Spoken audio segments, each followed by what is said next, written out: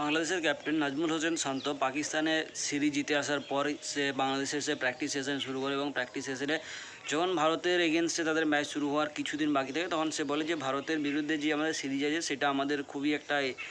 মানে কী বলবো interesting series হতে চলেছে এবং আমরা যেভাবে জিতে এসেছি আমাদের মাইন্ডসেট শক্ত আছে বা মাইন্ডসেট ঠিকঠাক রকমের আছে। তো তার কথা শুনে মনে হয় যে ইন্ডিয়াতে এসে সে যে সিরিজ খেলবে সেখানে তার তরফ থেকে কোনো একটা বড়সড় ইনিংস আমরা দেখতে পাবো কিংবা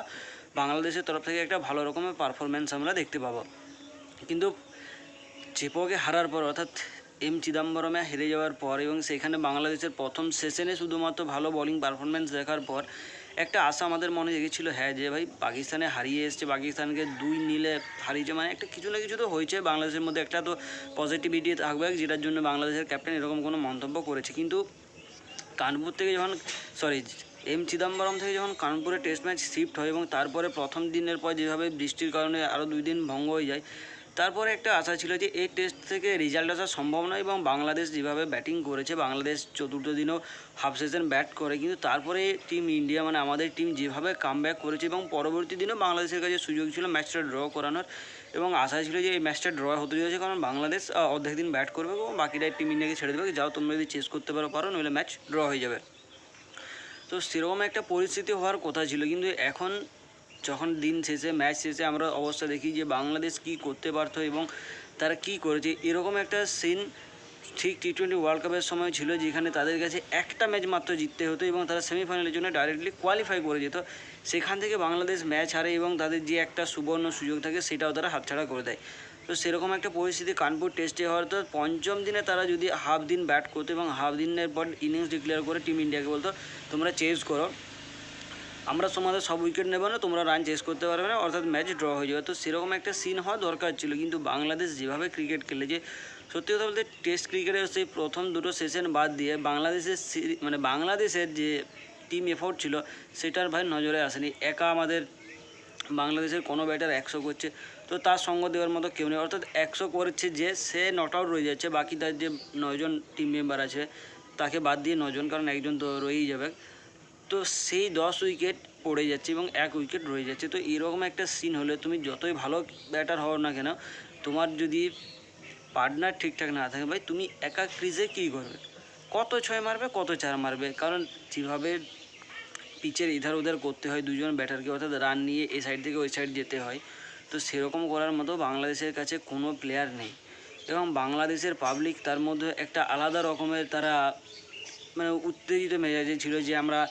পাকিস্তানকে হারিয়ে এসেছি, আমরা ইন্ডিয়াকে হারিয়ে দেবো। ঠিক আছে, এই মেজাজটা ভালো, যে কোনো ফ্যান যে কোনো টিমের ফ্যান এটা আশা করতে পারে, তাদের টিম যেভাবে অন্য কোনো টিমের এগেনস্টে সিরিজ জিতে এসেছে, তারপর তারা যখন অন্য কোনো সিরিজ খেলতে যায় তখন এটা প্রত্যেক ফ্যানের আশা থাকে যে আমরা ওই দেশকে বা ওই দলকে হারিয়ে আসবো এবং আমাদের টিম হারাতে পারে, এটা আমাদের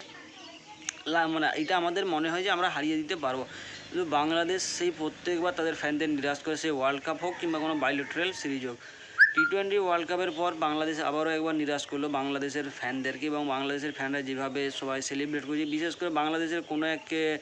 সোশ্যাল মিডিয়ার কন্টেন্ট ক্রিয়েটার সে যেভাবে কখনো নাড়া হয়ে যাচ্ছে, কখনো 3-4 বালতি দুধ দিয়ে স্নান করছে, বা এই জিনিসগুলো খারাপ। দুধ খাওয়ার জিনিস এবং দুধ দিয়ে স্নান করার কোনো মানে হয় না। চ্যালেঞ্জ করেছে, ঠিক আছে,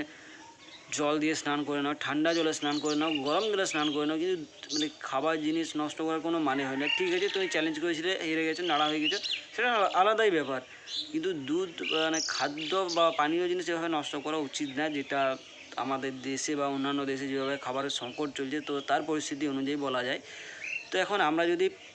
কানপুর টেস্ট এবং চিদাম্বরম অর্থাৎ চেপকের টেস্ট নিয়ে আমরা ফিরে আসি, তো সেখান থেকে Ravichandran Ashwin player of the series হয়েছে এবং Yashasvi Jaiswal player of the match হয়েছে। সে কানপুর টেস্টের প্রথম ইনিংসে 72 রান এবং পরবর্তী ইনিংসে সে 52 রান করে সম্ভবত, অর্থাৎ প্রথম এবং সেকেন্ড ইনিংস মিলিয়ে সে দুটো হাফ সেঞ্চুরি করে এবং তার পরবর্তীতে তার ইনিংস সমস্ত কিছু ইনিংস ভালো ছিল, তার থেকে ভালো ছিল শেষ ম্যাচে রবিচন্দ্রন অশ্বিন, রবীন্দ্র জাদেজা, আকাশদীপ সিং, মোহাম্মদ সিরাজ। শেষ টেস্ট ম্যাচে সবাই ভালো রকমই বল করেছে, সবাই মিলেমিশে উইকেট নিয়েছে, নইলে রবিচন্দ্রন অশ্বিনের মতো না যে একাই 6 উইকেট নিয়ে বা বুমরাহ কখনো 6 উইকেট নিয়ে নিচ্ছে, তো সেরকম কোনো পরিস্থিতি হয়নি। লাস্ট টেস্ট ম্যাচে যেটা রান ছিল, টোটাল স্কোর ছিল বাংলাদেশের 146, প্রথম ইনিংসে 233, সেকেন্ড ইনিংসে 146, আমাদের লিড বাদ দিয়ে নয়, লিড নিয়ে। প্রথম ইনিংসে টিম ইন্ডিয়া 285 রান করে এবং পরবর্তীতে টার্গেট থাকে 95 রানের, 98 করে 3 উইকেট হারিয়ে, যেখানে একা यशस्वी जायसवालेर हाफ सेंचुरी, বিরাট কোহলির নট আউট, সুমন গিল, ঋষভ পান্ত, রোহিত শর্মা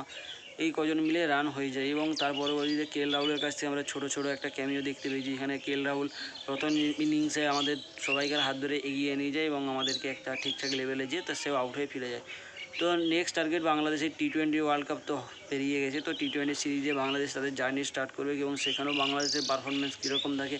সেটা দেখার, কারণ আমাদের সাইড থেকে যে সমস্ত প্লেয়াররা খেলবে সবাই তরুণ প্লেয়ার। তার মধ্যে সূর্যকুমার যাদবও তরুণ ক্যাপ্টেন, কারণ সে মাত্র একটা সিরিজে ক্যাপ্টেন্সি করেছে। তো দেখা যাক টি-20 সিরিজে কী হয়। বাকি কাল থেকে মহিলাদের বিশ্বকাপ আরম্ভ হচ্ছে, মহিলাদের টি-20 বিশ্বকাপ আরম্ভ হচ্ছে, সেদিকেও আমাদের নজর থাকবে।